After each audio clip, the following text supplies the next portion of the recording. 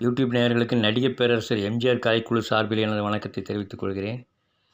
இன்று நாம் காணப்போவது மக்கள் திலகம் நடித்து ஜனவரியில் வெளியான படங்களை பற்றி பார்க்க போகிறோம்.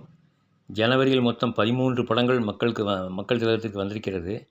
அதில் முதலாவதாக நாம் பார்க்க போவது அலிபாபாவும் 40 திருடர்களும். அது 1956 ஜனவரி 12 அன்றைக்கு வெளிவந்து தமிழில் வெளிவந்த முதல் கடற்படம். மகத்தான வெற்றி பெற்றது.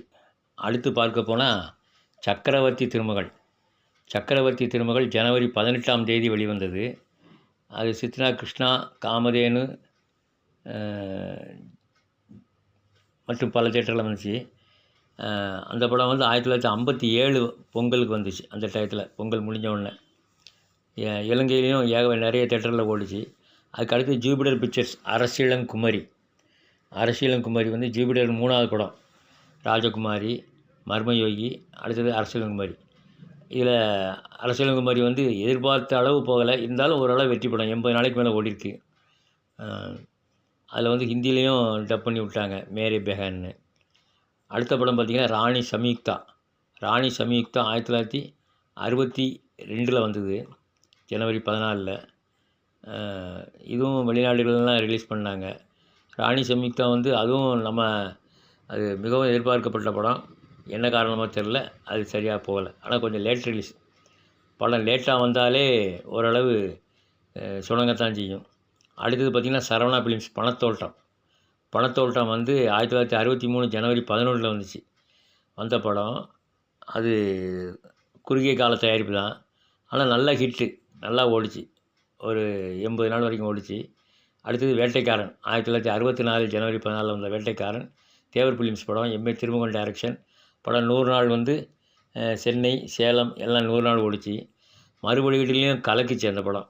கூட வந்த கர்ணனை புறமுதுகிட்டு ஓட செஞ்ச படம் வேட்டைக்காரன். கர்ணன் பாவம்.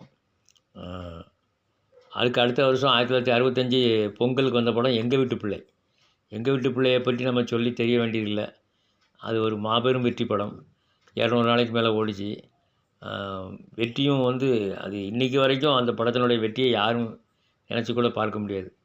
அந்த படத்தில் நடித்ததுக்காக மக்கள் திலகத்துக்கு சிறந்த நடிகர் அப்படிங்கிற விருது சினிமா பார்ப்போர் சங்கம் தேர்வு பண்ணாங்க. படத்துக்கு வெற்றி விழாவுக்கு ஊருக்கு எம்ஜிஆரும் சரோஜாதேவி கதாநாயகி நடிகர்கள் எல்லாம் வந்தாங்க. இது திருநெல்வேலியில் வரும்போது எடுக்கப்பட்ட படம். அதே மாதிரி நிறைய ஊர்களில் அது படம் வெள்ளி விழா ஓடிச்சு.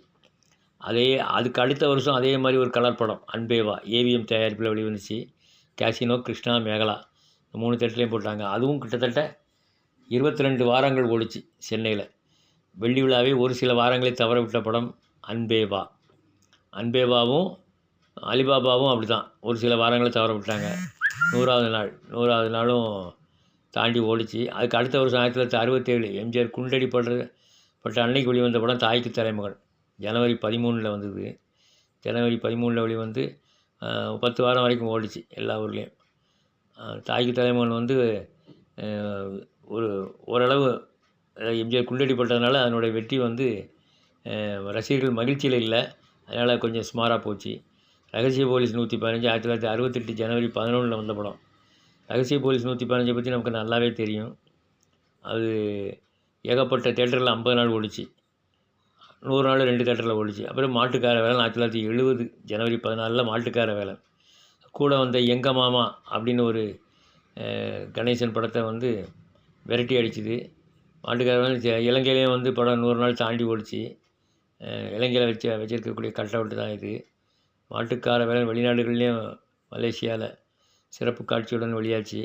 அடுத்தது பார்த்திங்கன்னா 1971 ஜனவரி 26 குமரிக்கோட்டம் கேசி ஃபிலிம்ஸ் படம்.